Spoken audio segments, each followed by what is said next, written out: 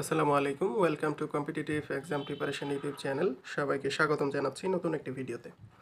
কখনো কি ভেবে দেখেছেন, চীনারা বা কোরিয়ানরা সবাই প্রায় দেখতে একই রকম কেন? আবার আমরা বাঙালিরা এক একজন দেখতে এক এক রকম। এর মূলে কারণটি কি? সেই কারণটি সম্পর্কে আজকে জানবো।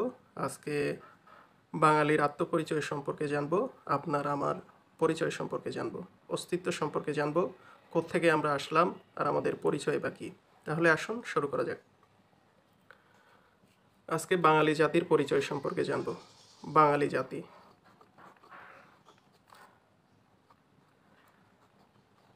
এই বাঙালি জাতি একদিনে গড়ে ওঠেনি। বঙ্গ অঞ্চলে যে জাতিটি বা বাংলা অঞ্চলে যে জাতিটি বর্তমানে বসবাস করছে, এছাড়াও বিশ্বের বিভিন্ন প্রান্তে বাঙালি জাতি বসবাস করছে, এই জাতিটি একদিনে গড়ে ওঠেনি। বিভিন্ন পথ পরিক্রমায় বিবর্তনের মাধ্যমে আজকের বাঙালি জাতি তার বাস্তব রূপ লাভ করেছে, একটি স্বকীয় রূপ লাভ করেছে। তো এই বাঙালি জাতিকে প্রধানত দুটি ভাগে ভাগ করা হয়। একটি হলো প্রাক আর্য বা অনার্য বা আর্য পূর্ব জনগোষ্ঠী। এই প্রাক আর্য, অনার্য বা আর্য পূর্ব জনগোষ্ঠী ছিল এই আজকের বাংলা অঞ্চলের স্থায়ী বাসিন্দা বা আদি বাসিন্দা। এই প্রাক আর্য, অনার্য বা আর্য পূর্ব জনগোষ্ঠীকে আবার চার ভাগে ভাগ করা যায়। একটি হলো নেগ্রিটো, প্রথমটি নেগ্রিটো, দ্বিতীয়টি অস্ট্রিক,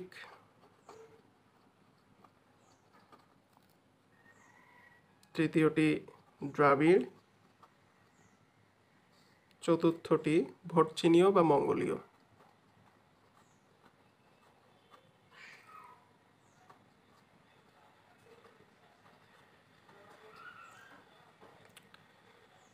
প্রাচীনকালে নিগ্রোদের মতো দেহযুক্ত একটি আদিম জাতি এই বঙ্গ অঞ্চলে, বাংলা অঞ্চলে বসবাস করত।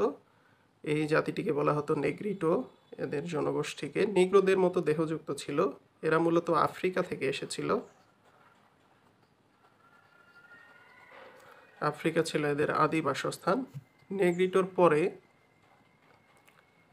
অস্ট্রিক নামক একটি জাতি এই অঞ্চলে বসবাস শুরু করে। এই অস্ট্রিক জাতিকে বলা হয় আদি অস্ট্রেলীয় বা অস্ট্রোলয়েড বা অস্ট্রো এশীয়। আদি অস্ট্রেলীয় বা অস্ট্রোলয়েড বা অস্ট্রো এশীয়। মূলত অস্ট্রিক একটি ভাষার নাম। এই আদি অস্ট্রেলীয়, অস্ট্রোলয়েড বা অস্ট্রো এশীয় জনগোষ্ঠী এই অস্ট্রিক ভাষায় কথা বলতো। এই আদি অস্ট্রেলীয়, অস্ট্রোলয়েড বা অস্ট্রো এশীয় এই জনগোষ্ঠীর আদি নিবাস ছিল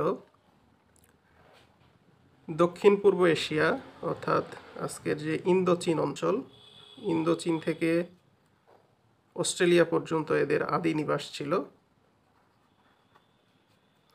অস্ট্রেলিয়ার যে আদি অধিবাসী, এরা কিন্তু এই অস্ট্রিক বা আদি অস্ট্রেলীয় বা অস্ট্রোলয়েড। সাহিত্যে এই অস্ট্রিক জাতিকে নিষাদ জাতি বলা হয়, নিষাদ জাতি নামে পরিচিত। মূলত এদের সভ্যতা ছিল কৃষি নির্ভর, সংস্কৃতি ছিল কৃষি নির্ভর সংস্কৃতি। এই অস্ট্রিক জাতি থেকেই বাঙালি জাতির প্রধান অংশ গড়ে উঠেছে। বাঙালির প্রধান অংশ কিন্তু এই অস্ট্রিক জাতি থেকে গড়ে উঠেছে। এবং নৃতাত্ত্বিকভাবে বা নরগোষ্ঠীগতভাবে বাঙালিরা কিন্তু আদি অস্ট্রেলীয় বা অস্ট্রোলয়েড নৃতাত্ত্বিকভাবে। তো প্রথমে আমরা দেখলাম এই অঞ্চলে নেগ্রিটো বা নিগ্রোরা আসলো। নিগ্রোরা আসার কিছুকাল পর আমরা দেখলাম অস্ট্রিকরা আসলো। আজ থেকে প্রায় 5 থেকে 6 হাজার বছর পূর্বে ইন্দোচীন থেকে আসাম হয়ে এই অস্ট্রিকরা এই অঞ্চলে প্রবেশ করলো এবং এদের আদি বাসস্থান ছিল অস্ট্রেলিয়া। এই জাতি সাহিত্যে নিষাদ জাতি নামে পরিচিত। এদের সভ্যতা সংস্কৃতি ছিল কৃষি নির্ভর এবং বাঙালির প্রধান অংশ কিন্তু গড়ে উঠেছে এই অস্ট্রিক জাতি থেকে। অস্ট্রিক একটি ভাষার নাম এবং নৃতাত্ত্বিকভাবে বা নরগোষ্ঠীগতভাবে বাঙালিরা কিন্তু আদি অস্ট্রেলীয় বা অস্ট্রোলয়েড। এরপরে যে জাতিটি আসে সেই জাতিটির নাম হলো দ্রাবিড় জাতি। সভ্যতা এবং সংস্কৃতিতে অস্ট্রিকদের তুলনায় উন্নত ছিল এই দ্রাবিড় জাতি। এই দ্রাবিড় জাতি এসেছিল ভূমধ্যসাগরীয় অঞ্চল থেকে। এরা এসেছিল ভূমধ্যসাগরীয় অঞ্চল থেকে এসেছিল এই দ্রাবিড় জাতি, এবং সভ্যতায় উন্নত ছিল বলে এরা অস্ট্রিক জাতিকে গ্রাস করে। অস্ট্রিক দ্রাবিড় সমন্বয়ী সংমিশ্রণের ফলেই মূলত আর্য পূর্ব যে জনগোষ্ঠী সেটি গড়ে ওঠে। এই দ্রাবিড়দের পরে আরেকটি জাতি বা জনগোষ্ঠী এই অঞ্চলে এসে বসবাস শুরু করে, সেটির নাম হলো ভটচিনীয় বা মঙ্গোলীয়। এরা এসেছিল মঙ্গোলিয়া থেকে, মঙ্গোলিয়া বা চীন অঞ্চল থেকে এসেছিল। বাংলাদেশে বসবাসকারী যে সকল উপজাতি রয়েছে তাদের বেশিরভাগ অংশ, যেমন চাকমা, মারমা, এরা কিন্তু মঙ্গোলীয়। এর জন্য বলা হয়ে থাকে বাংলাদেশে বসবাসকারী উপজাতিদের বড় অংশ মঙ্গোলয়েড। এখন তাহলে আমরা বলতে পারি এই মঙ্গোলিয়া বা ভটচিনীয় বা মঙ্গোলীয় এদের বংশধর বাংলাদেশে যে উপজাতি রয়েছে চাকমা, মারমা, ত্রিপুরা, এরা এদের বংশধর। এবং দ্রাবিড়দের বংশধর বর্তমানে ভারতের তামিলনাড়ু এবং শ্রীলঙ্কা সহ কিছু অঞ্চলে বসবাসকারী যে তামিল রয়েছে, এই তামিলরা কিন্তু দ্রাবিড়দের বংশধর। আর বাংলাদেশে যে সাঁওতাল উপজাতি রয়েছে সেই সাঁওতালরা কিন্তু অস্ট্রিকদের বংশধর। তো আমরা দেখলাম যে আর্য পূর্ব বা অনার্য বা প্রাক আর্য যে জনগোষ্ঠী, এটি এই বাংলা অঞ্চলের আদি জনগোষ্ঠী, আদি বাসিন্দা। এই আদি বাসিন্দারা চারটি ভাগে বিভক্ত ছিল: নেগ্রিটো, অস্ট্রিক, দ্রাবিড় এবং ভটচিনীয়। প্রথমে নেগ্রিটোরা আসে আফ্রিকা থেকে, নেগ্রিটোদের পরে অস্ট্রিক জাতি আসে, আদি অস্ট্রেলীয় বা অস্ট্রোলয়েড বা অস্ট্রো এশীয় জাতি। এদের সংমিশ্রণ হয়, এদের সংমিশ্রণের সাথে আসে সংমিশ্রণ ঘটে দ্রাবিড়দের। এরা আসে ভূমধ্যসাগরীয় অঞ্চল থেকে। এরপরে ভটচিনীয়রা আসে, ভটচিনীয় বা মঙ্গোলীয়রা আসার পর এই সব জাতি গোষ্ঠীর সংমিশ্রণেই কিন্তু গড়ে উঠেছিল প্রাক আর্য, অনার্য বা আর্য পূর্ব জনগোষ্ঠী। এখন আমরা দেখি বাঙালি জাতির যে দ্বিতীয় ভাগটি, সেটি হলো আর্য। এই আর্যদের আদি নিবাস ছিল ইউরাল পর্বতের দক্ষিণে তৃণভূমি অঞ্চলে। ইউরাল পর্বতের দক্ষিণে তৃণভূমি অঞ্চলে এদের আদি নিবাস ছিল। বর্তমান মধ্য এশিয়া বা ইরানে এদের আদি নিবাস ছিল। বর্তমান ইরানে এদের আদি নিবাস ছিল। এরা মূলত শ্বেতকায়, ককেশীয় অঞ্চলের শ্বেতকায় জনগোষ্ঠী।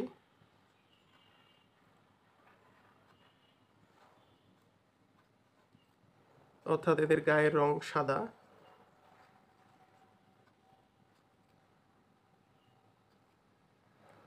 এই আর্য জনগোষ্ঠী খ্রিস্টপূর্ব 1500 অব্দে এই ভারতীয় উপমহাদেশে আসে এবং খ্রিস্টপূর্ব প্রথম শতকে তারা বঙ্গ অঞ্চলে প্রবেশ করে। এই আর্য গোষ্ঠী, আর্যদের ধর্মগ্রন্থের নাম বেদ এবং এদের ধর্ম ছিল সনাতন ধর্ম, দুঃখিত, এবং ধর্মগ্রন্থের নাম হলো বেদ। হিন্দু ধর্মের আদি যে রূপ সেটি কিন্তু সনাতন। এই আর্যরা ছিল সনাতন ধর্মাবলম্বী এবং ধর্মগ্রন্থের নাম বেদ।